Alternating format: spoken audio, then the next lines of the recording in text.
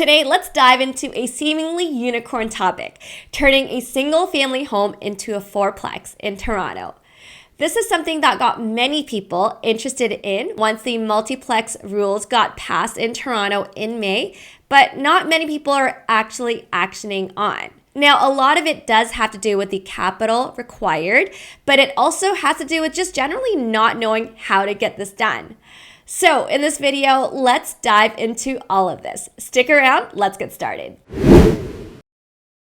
Before May of this year, the biggest red tape was that zoning didn't allow for the creation of multiplexes easily in many homes in Toronto. This toughest part is resolved, and now you can convert every house into 4 units as of right.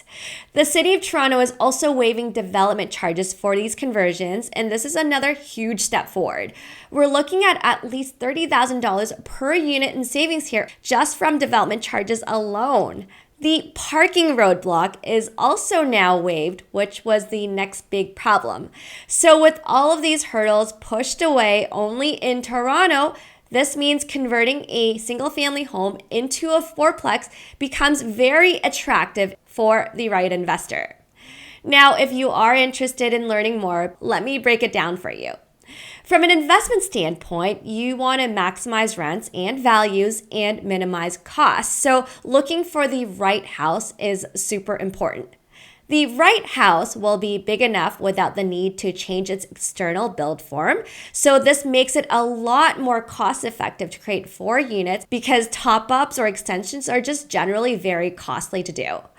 The next thing to keep in mind is that having enough exits and the right size windows are also very important to cut down on your construction costs. Ideally, you'll want a dedicated exit for each unit, and in the perfect world, they would all be there already, but realistically, the right house will have the layout that can help you minimize the cost of adding extra exits.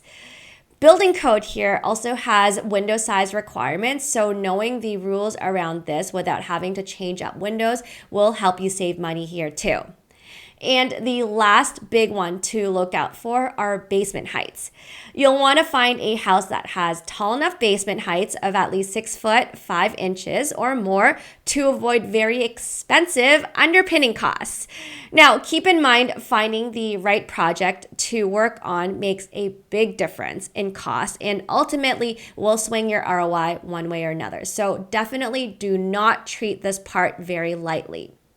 Now, once you get past this stage, let's look at the nitty-gritty costs and timelines next.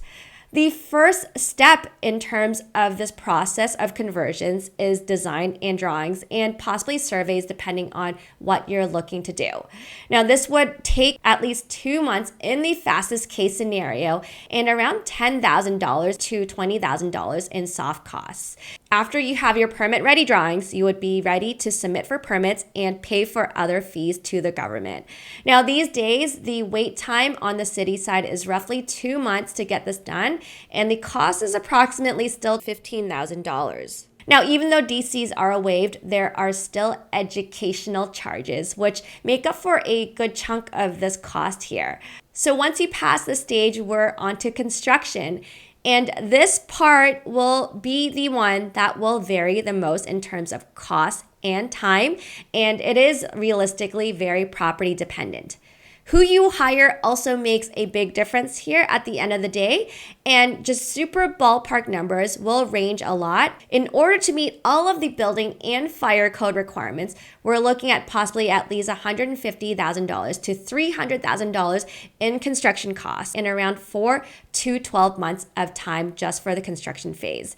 And finally, don't forget about holding costs as well here, which can add up because of the longer timelines. Now, let's walk through an actual example with numbers. Let's say we find a property that can be good for a conversion at a purchase price of $1.4 million here in Toronto. We do get a conventional mortgage here with a 20% down payment, and so this means we will need to qualify for a mortgage of $1.12 million. On the capital side, let's assume the down payment, closing costs, plus conversion costs total around $600,000. So as you can see here, this is a very capital intensive project, which is another reason why not many people are able to action on it these days. If you do, these projects are typically funded by cash, a HELOC, or construction or private financing. Now, let's assume you fund this project with cash and the total rental income after construction ends up giving you over $11,000 per month. And so after operating expenses and your mortgage at 6% interest rates, you're looking at a very healthy, massive cash flow of $3,500 per month. Like I mentioned, it is a very cash-heavy upfront investment, but the intent normally is to free up your cash after the conversion by refinancing the property so it's not stuck in there forever. These days, just for your information, most investment property projects might be able to help you refinance a good chunk of your cash out, but after refinancing, you would be put into negative cash flow territory. So here is where these multiplex conversions stand out. If you refinance this project at cost, you can free up $200,000 of cash and still cash flow an amazing $2,100 per month. Now, there might be some value add appreciation in there as well that's not accounted for. So as another example, if the home is then valued against other market comps, which are closer to $2 million, then you end up freeing $480,000 of cash, and this means you'd only have $120,000 of cash left in the property, and the home will still cash flow positive $500 per month.